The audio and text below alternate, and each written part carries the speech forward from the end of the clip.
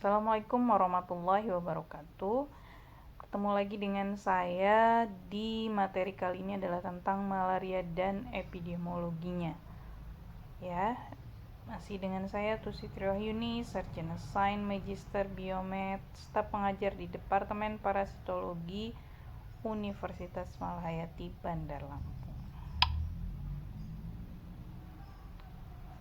Baik, sebelum masuk ke penyakit dan lain-lainnya, kita lihat bahwa malaria ini merupakan suatu penyakit infeksi yang disebabkan oleh spesies parasit ya, yang masih menjadi masalah kesehatan global. Jadi sekitar 250 juta kasus per tahun, kurang lebih 1 juta manusia bisa meninggal per tahun karena malaria ya.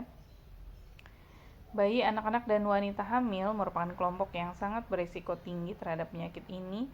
Bahkan di Afrika, setiap 30 detik satu anak meninggal karena malaria. Nah, di Indonesia sendiri, lebih dari separuh populasi di daerah endemis ya berisiko terinfeksi 30 juta kasus klinis per tahun dan kurang dari 10% yang mendapatkan perawatan medis ya. Untuk tingkat endemisitasnya masih beragam, tentu saja yang paling tinggi itu ada di wilayah Indonesia Timur. Ya, ini adalah sebuah poster dari Malaria Konsorsium bahwasannya ditemukan fakta malaria bisa membunuh 2000 anak ya.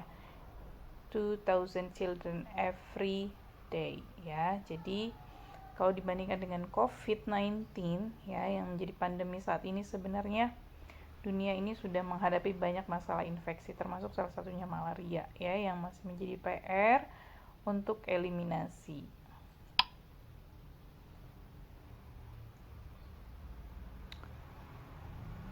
Nah, baik dampak malaria sendiri di banyak aspek sebenarnya dikarenakan ada beberapa gejala yang menimbulkan efek baik itu jangka pendek maupun jangka panjang ya. Di sini ketika malaria menyebabkan anemia, jangka panjangnya para pekerja menjadi tidak produktif secara optimal, kemudian mempengaruhi kecerdasan anak di usia sekolah ya. Nah, kemudian pada kehamilan bisa terjadi anemia berat pada ibu sehingga menyebabkan bayi berat lahir rendah ya. Bahkan adanya kematian saat lahir dan bayi-bayi yang tertular malaria. Jadi malaria ini sangat berandil besar pada kesakitan dan kematian ibu dan bayinya.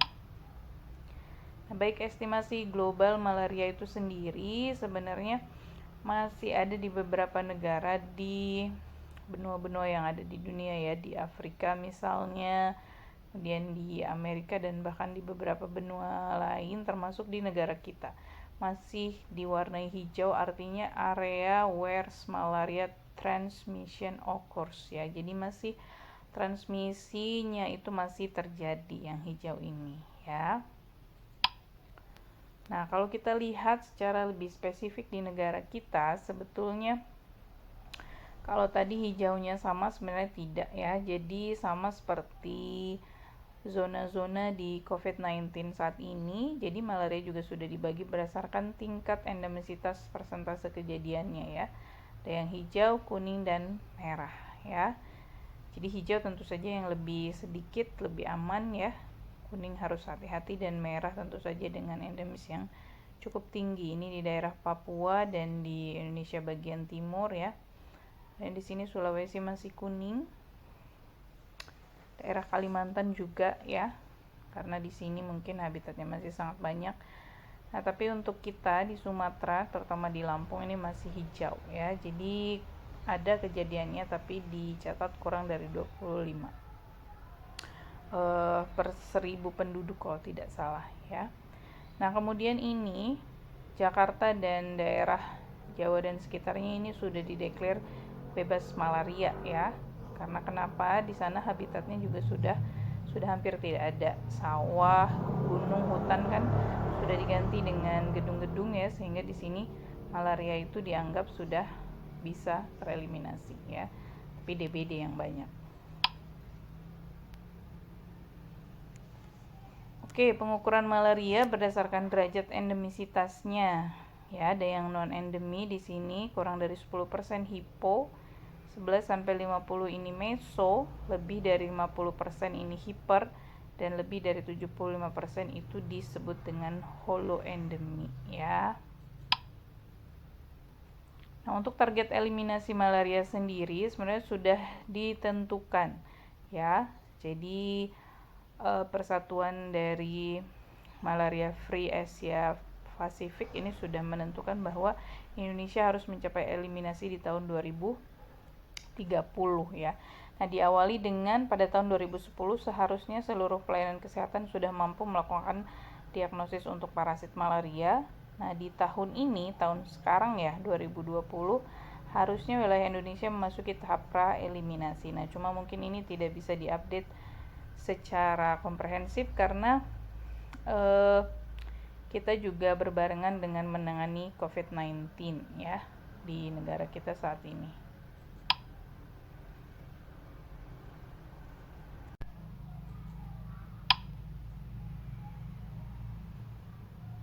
Oke, baik. Ini lanjutan dari topik malaria part 2 ya. Jadi setelah mengetahui kondisi, masalah, serta target eliminasinya, kita akan langsung masuk kepada terkait dengan sejarah penyakitnya ya. Jadi penyakit malaria ini sudah dikenal sejak zaman Yunani ya. Jadi sudah sangat lama. Di sini disebutkan bahkan 5 abad sebelum Masehi ya. Jadi mungkin di zaman para raja-raja dulu ini penyakit ini sebenarnya sudah ada ya. Nah, kenapa ada kata malaria? Jadi dulu itu diduga ini dari udara ya. Jadi asal katanya itu mal, itu buruk ya. Kemudian aera itu udara ya. Jadi masih dipakai sampai sekarang mungkin untuk mengenang yang menciptakan namanya, maka disebutlah penyakit ini malaria ya, walaupun sebenarnya bukan dari udara. Nah, sehingga pada abad 19 ternyata seorang dokter ya, ini Lefran ini seorang dokter loh. Jadi dia menemukan bahwa ternyata penyebab malaria itu adalah dari spesies parasit yang berbentuk pisang. Nah, berbentuk pisang tuh maksudnya ya seperti ini ya, kayak bulan sabit tapi biasanya disebut dengan bentuk pisang ya. Nah, itu ditemukan di dalam darah dan waktu itu mendapatkan Nobel Prize ya. Nah, kemudian ilmuwan lain menemukan bahwa penularan parasit tersebut diperantarai oleh nyamuk ya. Jadi ternyata ditemukan bukan dari udara, tapi memang ada mikroorganisme dari spesies parasit yang menyebabkan penyakit ini. Nah, Lefran ini Anda boleh baca kisahnya atau mungkin nanti boleh di searching. Ini adalah seorang dokter militer ya. Jadi dokter yang bertugas mungkin di saat perang dan lain sebagainya ya. Dan dia meneliti kenapa sih banyak tentara-tentara yang waktu itu terkena oleh penyakit malaria ini. Nah, kita lihat apa sih malaria? Malaria itu adalah ya penyakit yang disebabkan oleh parasit itu tadi dan diperantarai oleh nyamuk ya intinya. Nah, sebenarnya secara sejarah ya ada 4 jenis parasit penyebab malaria ini. Jadi ada namanya Plasmodium falciparum, Plasmodium vivax, Plasmodium ovale, dan Plasmodium malaria ya. Dan masing-masing ini punya ciri khasnya tersendiri ya. Di sini Anda bisa baca ya, yang di negara kita ini ada 2 spesies ini yang paling banyak menginfeksi, yaitu Falciparum dan Plasmodium vivax ya.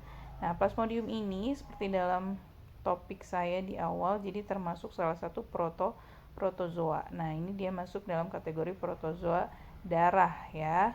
Jadi kalau kemarin sudah bicara tentang protozoa usus, protozoa jaringan. Nah, ini malaria saya bahas tersendiri karena dia merupakan protozoa dalam darah. Nah, jadi ada 4 jenis, tadi sudah saya jelaskan. Ada yang namanya falciparum yang paling berbahaya karena dalam perjalanannya ini yang paling sering menyebabkan komplikasi ya.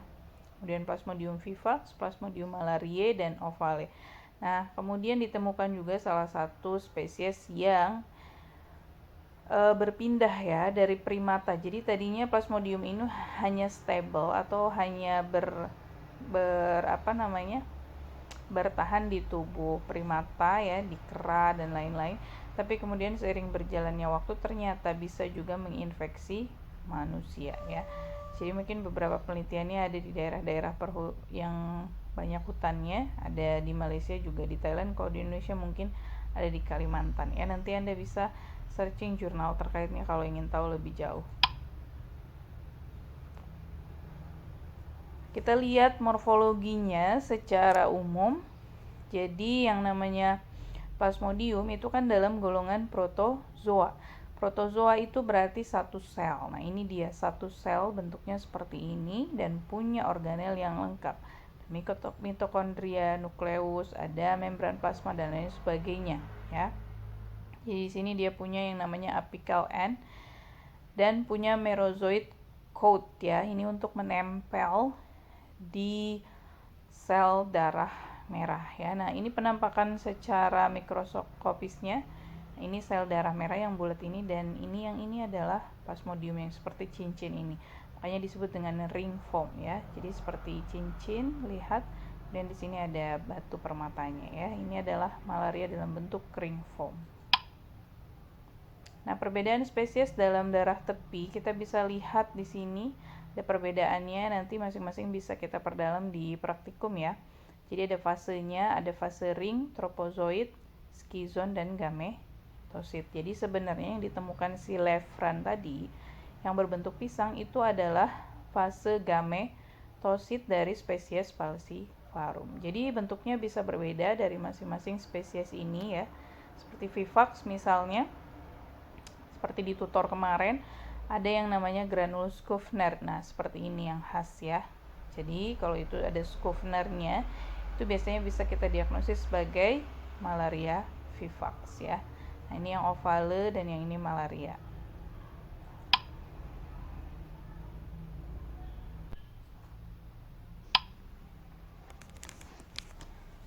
Ya, baik, kita akan masuk ke siklus hidup Plasmodium ya di sini. Jadi, sama seperti video-video saya sebelumnya, jadi yang namanya parasit penting bagi kita untuk memahami yang namanya siklus hidup, untuk memahami penyebaran penyakitnya. Yang perlu diingat ya, dalam Plasmodium itu ada dua fase yang penting. Yang pertama, fase seksual itu terjadi di tubuh nyamuk Anopheles. Jadi ingat ya, vektor perantaranya itu adalah nyamuk Anopheles. Nah, kemudian menghasilkan sporozoid ya. Sporozoid ini nanti berupa stadium infektif yang bisa menginfeksi manusia, dan tentu saja tidak ada gejala. Pernah dengar malaria pada nyamuk? Tentu tidak ya. Nah, kemudian yang kedua, fase aseksual terjadi di tubuh manusia. Nah, dan inilah yang akan menyebabkan sejumlah gejala ya. Nah, fase aseksual ini menghasilkan gametosit sehingga menimbulkan gejala klinis. Oke. Nah, ini saya bagi dalam dua gambar besar ya. Dua siklus tadi. Yang pertama, dalam tubuh nyamuk tadi siklus seksual. Yang namanya seksual berarti terjadi pertemuan antara ya mikrogamet dan makrogamet sehingga terbentuklah yang namanya embrio ya. Kemudian nanti hasil akhirnya adalah sporozoid ya. Jadi di sini kita bisa lihat setelah nyamuk menghisap darah manusia yang terinfeksi, maka dia dapat mikrogamet. Nanti kalau ketemu sama makrogamet ya, maka dihasilkannya yang namanya zigot diploid atau kita bilang ookinet. Nah, ookinet ini akan masuk ke dinding usus nyamuk dan membentuk kista. Nah, di dalam kista ini yang bulat ini, si zigot ini berkembang menjadi yang namanya sporozoid. Nah, sporozoid ini kemudian akan naik ke kelenjar air liur atau ke kelenjar ludahnya nyamuk, dan di sana dia siap menginfeksi. Jika nyamuk ini suatu saat menggigit manusia, maka dia akan kemudian ikut masuk ke dalam pembuluh darah manusia ya. Nah, jadi siklusnya yang seksual itu seperti itu ya. Jadi terjadi pertemuan antara mikro dan makrogamet di dalam tubuh nyamuk. Nah, kemudian kita lihat dari nomor 4 tadi, ini kan nomor 5 ya. Jadi ceritanya nyamuk ini menggigit manusia, maka si sporozoidnya masuk ke dalam darah melalui ludah nyamuk Anopheles betina ya. Nah, ini di dalam tubuh manusia ini terjadilah yang namanya fase aseksual. Aseksual itu maksudnya si sporozoid ini berkembang menjadi fase lanjutan ya. Jadi fase lanjutan tuh kita bayangkan seperti metamorfosis dari kupu-kupu. Dari ulat menjadi kepompong menjadi kupu-kupu. Nah, seperti itu. Jadi dari sporozoid nanti jadi apa nih? Nomor 6. Jadi merozoid ya. Nomor 6 nih. Jadi merozoid dia. Kemudian nanti masuk ke sel hati merozoidnya. Dari sini merozoid itu akan menghasilkan ya ribuan merozoid lain. Ini biasanya disebut juga dengan fase eritrositer ya di sini. Nah, kemudian akan menghasilkan banyak merozoidnya pecah ya sehingga mencarilah sel darah merah untuk diinfeksi ya. Kenapa sih sel darah merah? Ya karena memang parasit tinggalnya di sel darah merah, khususnya di eritrosit. Nah, pecahnya sel darah merah ini pasti berpengaruh dong terhadap tubuh kita. Nah, itulah yang akan menimbulkan sejumlah gejala mulai dari demam dan lain-lain ya. Ups. Ini saya skip saja. Nah, ini untuk siklus versi CDC ya. CDC ini adalah sebuah lembaga Center Disease ya. Jadi ini kalaupun gambar untuk skripsi Anda bisa pakai ini gambar resminya dari CDC ya. Nah, ini infective stage sama diagnostic stage-nya. Kalian untuk bisa memahami tadi ini secara lebih detail lagi sih sebenarnya. Jadi di sini nomor satunya ya, mosquito takes a blood meal. Jadi mosquito ini menggigit dan memasukkan sporozoid tadi ya. Nah, sebaliknya kalau kemudian nyamuk yang masih steril menggigit manusia yang terinfeksi, maka dia akan dapat gametosit dari manusia. Nah, gametosit ini di sini ya menjadi makro gamet ketemu dengan mikrogamet, jadi ookinet, jadi ookista, kemudian menetas lah ya istilahnya, ruptur di sini, terus menghasilkan yang namanya sporozoid. Nah, siklusnya kembali terjadi. Jadi siklusnya si sporozoid ini yang masuk dalam tubuh nyamuk itu kemana dulu? Dia ke sel hati dulu di sini, liver cell ya. Nah, kemudian menginfeksi sel hati ya. Di sini biasa juga disebut dengan skizon. Jadi skizon itu masih bergerombol ya.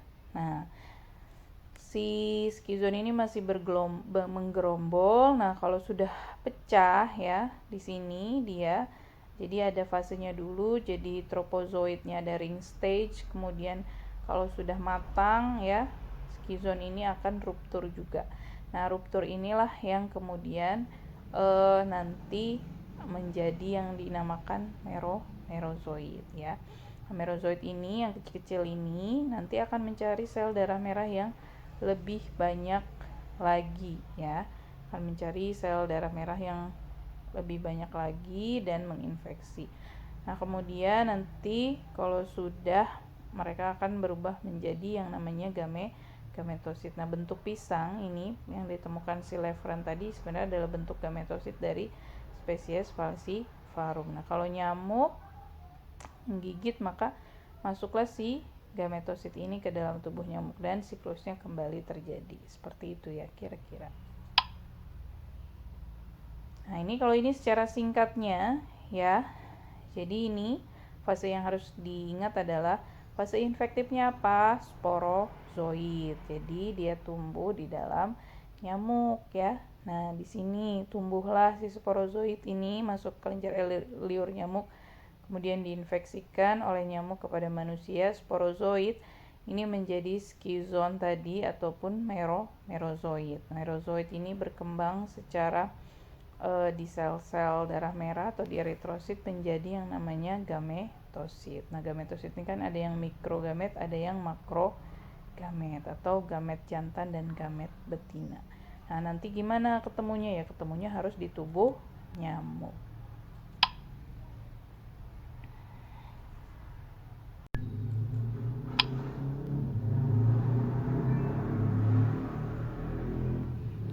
Oke, lanjut. Setelah memahami siklusnya, maka kita akan memahami yang namanya masa inkubasi ya. Nah, di sini ada dua macam inkubasi. Yang pertama itu inkubasi intrinsik ya. Jadi kita ingat kalau ini berarti di dalam tubuh manusia ya. Karena di sini dikatakan waktu inkubasi intrinsik adalah waktu mulai masuknya sporozoid ke dalam darah sampai timbulnya gejala klinis demam ya, yaitu sampai pecahnya skizon ya, sel darah merah yang matang, dan masuknya merozoit darah ke aliran darah. Nah, waktu ini meliputi waktu yang dibutuhkan oleh fase eksoeritrositer ditambah dengan siklus skizogoni maksudnya ya. Nah, jadi maksudnya apa sih waktu inkubasi intrinsik ini? Sebenarnya kan sering ditanya tuh kalau dari patofisiologi misalnya, dia tuh digigit nyamuknya misalnya minggu lalu, berapa lama sih sampai timbulnya demam? Nah, pertanyaannya seperti itu misalnya. Itu bisa kita jawab dengan memahami yang namanya masa inkubasi intrinsik ini ya. Nah, jadi intinya dari setiap spesies itu berbeda-beda ya. Jadi dari waktu sporozoid itu masuk dari nyamuk sampai timbulnya demam, nah itu berbeda-beda untuk setiap spesies, tapi sudah ada perkiraannya berdasarkan penelitian yang ada ya. Nah, untuk yang falciparum,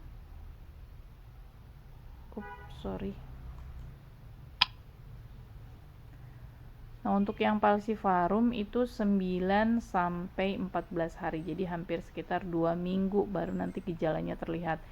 Misalnya, 2 minggu sebelumnya bepergian ke daerah endemis, ke pantai, ke Hanura, misalnya digigit nyamuknya di sana. Nah, 1 minggu mungkin belum terasa gejalanya, tapi 2 minggu kemudian baru terasa ya. Nah, begitu juga dengan Vivax, bahkan lebih lama. Kalau Vivax itu 12 sampai 17 hari, atau kita ambil rata-rata itu 15 hari ya. Nah, untuk ovale ini hampir 17 hari, di sini range-nya 16 sampai 18 hari. Untuk malaria ini sangat lama, bisa sampai 1 bulan lebih ya, 18 sampai 40 hari. Nah, itu adalah masa inkubasi intrinsik.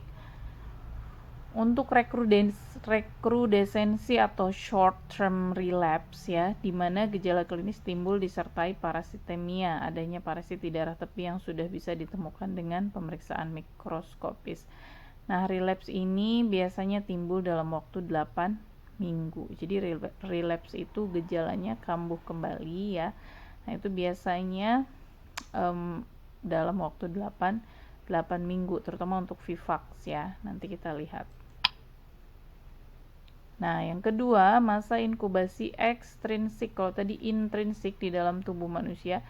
Nah, kalau X ini kan berarti di luar. Di luar tuh di mana? Ya berarti di dalam tubuh nyamuk. Jadi waktu mulai saat masuknya gametosit ke dalam tubuh nyamuk sampai jadi sporozoid itu berapa lama sih gitu loh ya. Nah, ini dari penelitian juga hasilnya. Kalau ini penelitiannya mungkin lebih susah karena ini kan di tubuh nyamuk ya. Jadi ini penelitian para entomolog ya, di bidang saya parasitologi juga menemukan bahwa ternyata di suhu optimal 26,7 derajat Celcius falciparum itu 9 sampai 10 hari berkembangnya. Jadi nggak lama ya. Ya kurang dari 2 minggu lah. Kemudian Vivax juga 8 sampai 10 hari. Untuk malaria hampir 2 minggu ya, 14 sampai 16 hari, dan oval ini 12 sampai 14 hari. Nah, pada suhu yang lebih rendah 16 derajat Celcius, Vivax ini bisa lebih lama 55 hari dan 7 hari pada suhu 28 derajat Celcius. Nah, pada 32 derajat Celcius, parasit dalam tubuh nyamuk ini mati. Jadi kalau terlalu panas juga ternyata bisa mati ya. Jadi memang sangat cocok dengan iklim tropis di negara kita yang suhunya ya sekitar mungkin 28, 29 ya, seperti itu. Nah, baik.